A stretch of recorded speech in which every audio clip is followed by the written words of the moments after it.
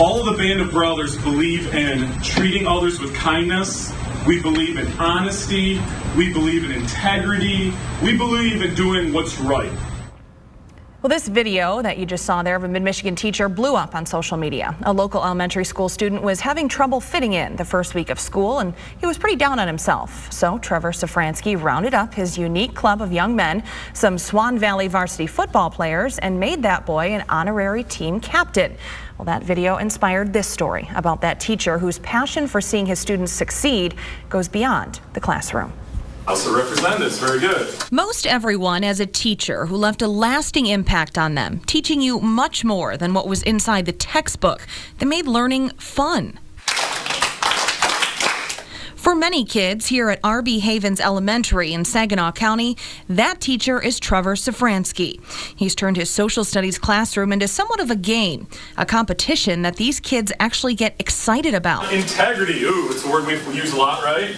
You don't want them to just be average. You want them to be exceptional. But he still saw some very important things getting lost in the learning process. When I teach the beginning of the United States, it was built on hard work and character.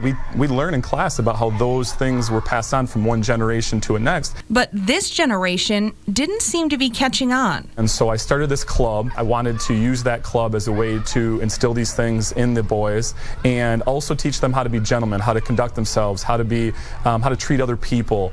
He called it Band of Brothers, and it really took off. As soon as Trevor put the word out, more than 40 young men signed up to be a part of it. Romello Diaz is one of them. I wanted to join Band of Brothers because a lot of my friends were doing it, and it seemed good to do, to learn how to be nice to each other. They typically meet a couple of times a month before school hours, so on their own time. And if you can't tell, part of the deal, they have to dress for success. They would show up here dressed, better than me, and they would show up and we'd do different lessons and have conversations and do things that were beneficial to the community and to our school.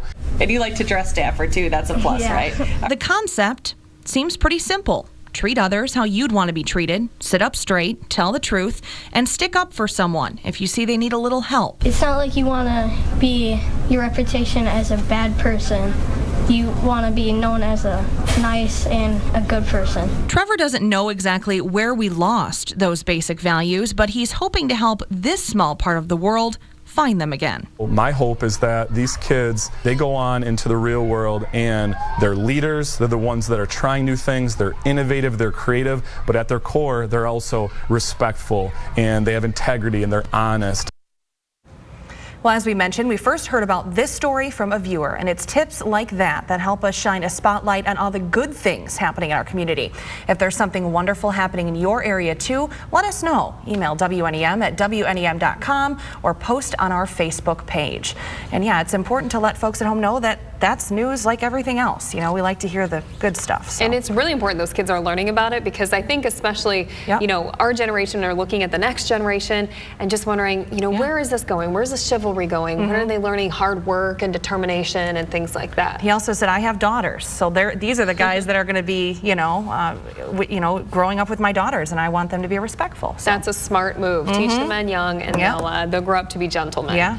Like our man Chris Cieslak over here. No, really, he is a great guy. And they've got the bow ties on, looking sharp already. So they've already got some of it down. So do girls still have cooties at that point, or are they? I think they might. I think it's the guys who have cooties. Yeah. Oh, okay. We'll settle that debate another time. All right. Let's